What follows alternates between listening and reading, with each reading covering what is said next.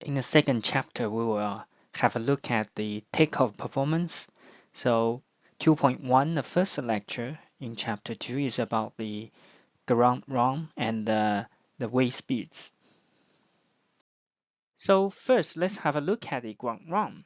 The aircraft accelerates from stationary to achieve a speed so that the lift produced is larger than its weight. And that's the purpose of the ground run, to achieve a speed. At that speed, the lift is larger than the weight. So during the ground run, the thrust should also overcome the drag. So we have an aircraft showing on the lower side of the slide. We can see there are thrust and drags acting on the aircraft. The thrust is provided by the engine. The drag is during ground run, there is friction drag and also aerodynamic drag.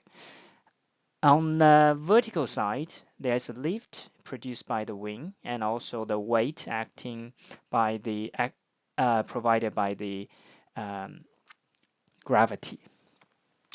And not always there's ideal condition during the ground run, but sometimes there's crosswind, so directional control should be provided during the ground run.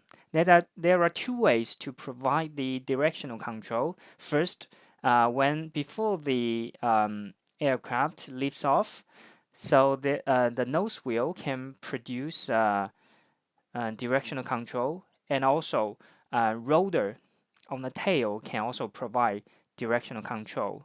So the nose wheel can only provide directional control at lower speed. At higher speed, the rotor can be engaged to provide the directional control. And in the next slide, we will have a look at the three speeds: rotation speed, liftoff speed, and a stall speed. Now let's have a closer look of the three speeds. First is the rotation speed. The definition of rotation speed is when an aircraft approaches this VR, the lift exceeds the weight. The elevators are then used to rotate the aircraft nose up. So at this speed, because there is sufficient lift to be larger than the weight, so now the elevators are applied and then produce a pitching moment so the aircraft can nose up. And liftoff speed, the second is liftoff speed, VLOF. The definition of liftoff speed is the aircraft will continue to accelerate after rotation speed, and in a short while, it will end the ground run and start its flight at a liftoff speed. So at this speed, the aircraft wheels will lift off from the ground. That's called liftoff speed. And finally is a stall speed. So the definition of stall speed is the airspeed at which the lift generated by wing operating at CL maximum equals the weight of the aircraft is a stall speed. And remember, CL maximum is configuration dependent. For example, the flap and undercarriage settings. So for different configuration, CL max changes. And we can calculate the stall speed as square root 2W, 2 times the weight divided by rho as CL maximum. Okay, at the stall speed, we always have the CL maximum. Now we'll have a look at more V speeds.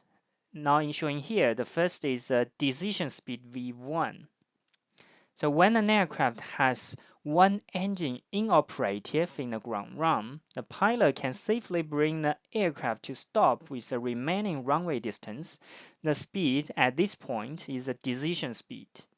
So if the aircraft speed is larger than the decision speed, takeoff should be continued.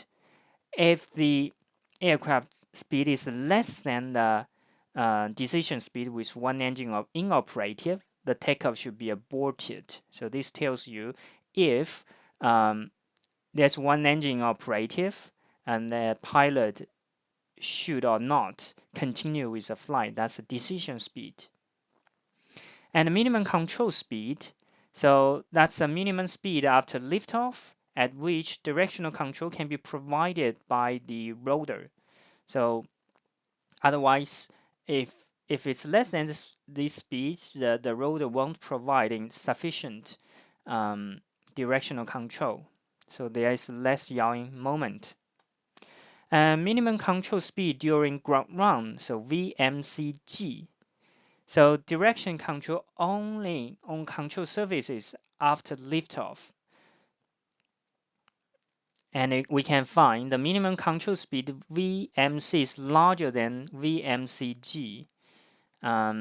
This means because during ground run, we have the nose wheel to help with the directional control. That's why VMCG is less than VMC. Okay. And finally, is the takeoff speed V2 at screen height. And normally we define screen height as 35 feet or 10.5 meters. And once the screen height is reached, the takeoff procedure is completed. So that's a common definition of the takeoff process. Once the screen height is achieved, the takeoff process is completed. And we denote this takeoff speed as V2.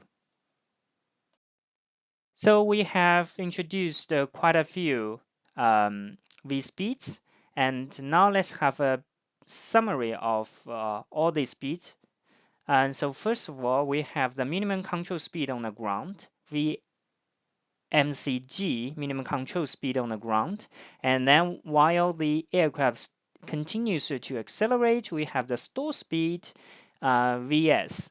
So at this moment, the VS is achieved at the certain aircraft configuration. The lift equals a weight, so that's a stall speed. And then we have the decision speed, V1. If at this moment one engine is inoperative, the aircraft, the pilot can decide whether the aircraft should continue with the takeoff or the takeoff should be aborted. And then we have the rotation speed. At this speed, the elevator should be applied to produce a pitching moment, so the nose wheel should lift up from the ground. And after the rotation speed, we have the liftoff speed. So usually, for safety margin, the liftoff speed is about should be at least 1.2 times of the stall speed. So that's a liftoff speed. After liftoff speed, the aircraft will, all the undercarriage will lift away from the ground. And finally, once the screen height is reached, that's 35 feet, we have the takeoff speed, then the takeoff procedure is completed.